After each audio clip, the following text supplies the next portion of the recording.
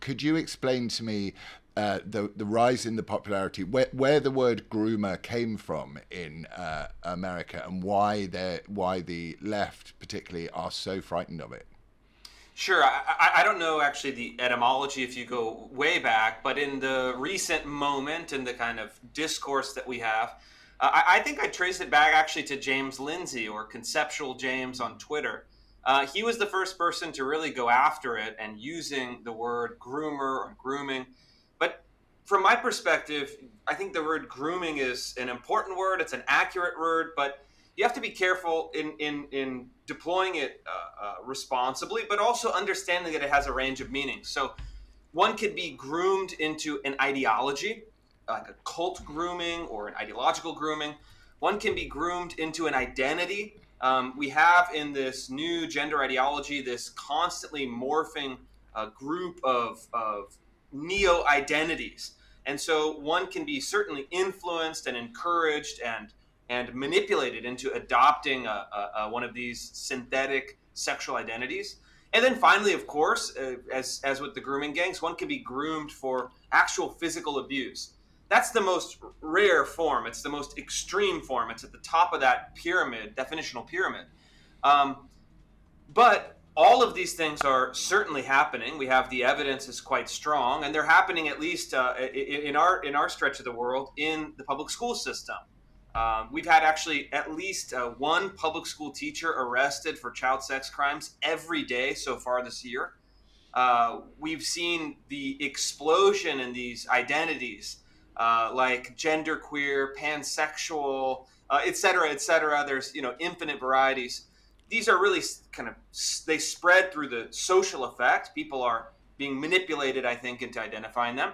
And then, of course, you have kind of cult and general ideological grooming happening at a frequent rate. And do you think that so? In terms of schooling, and I think we have the same problem here. We just did a documentary called Groomed about what was going on in schools, certainly in terms of the teaching of gender ideology.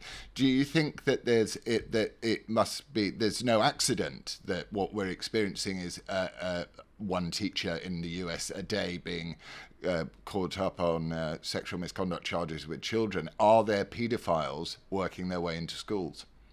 Yeah, I mean, I think to a certain extent, any large organization or large institution that has access to kids is going to be a natural institution for predators to target. So this is a longstanding problem. It was certainly a problem in the Catholic Church in the early 2000s. That was a huge global scandal, and quite rightly so. People needed to be held accountable. People needed to be brought to justice. People needed to be prosecuted, all of which happened. And I think for some reason, public schools have a kind of aura of halo effect. They have an aura of public trust.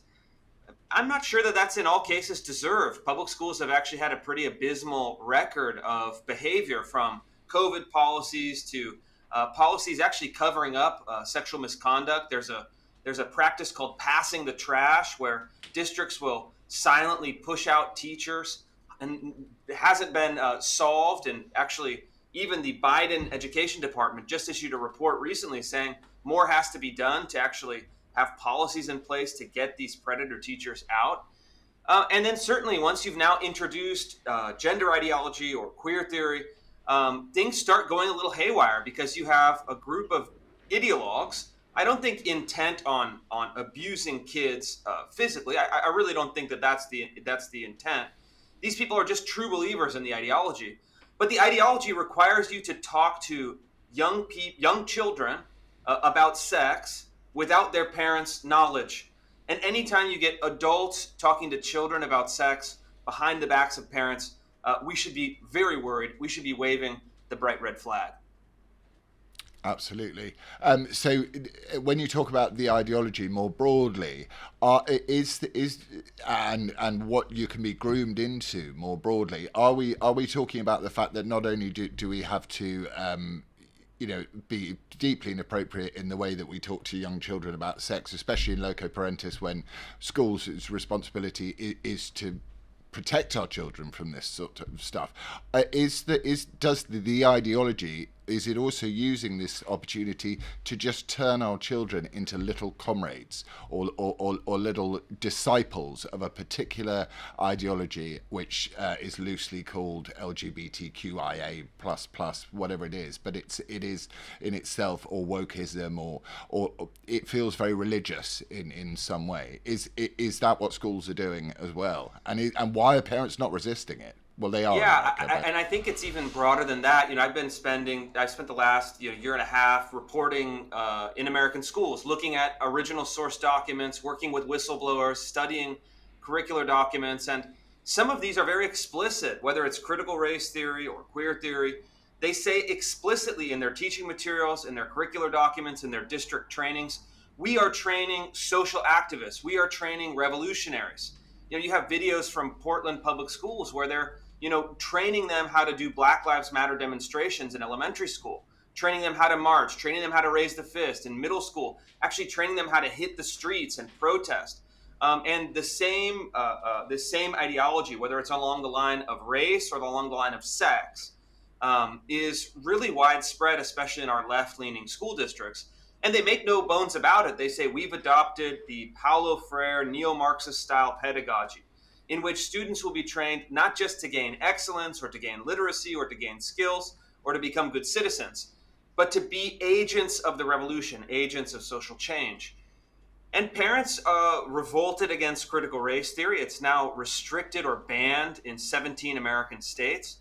Parents are now in the process of understanding what's happening on gender, what's happening with queer theory.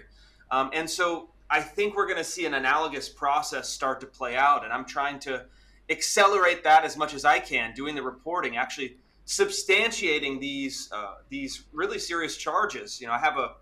I'm in the process of doing a 10-part investigative series looking at curriculum from 10 districts, school districts around the country that are teaching collectively millions of kids in really what would be thought of as kind of radical sexual politics that has now made its way all the way down to kindergarten.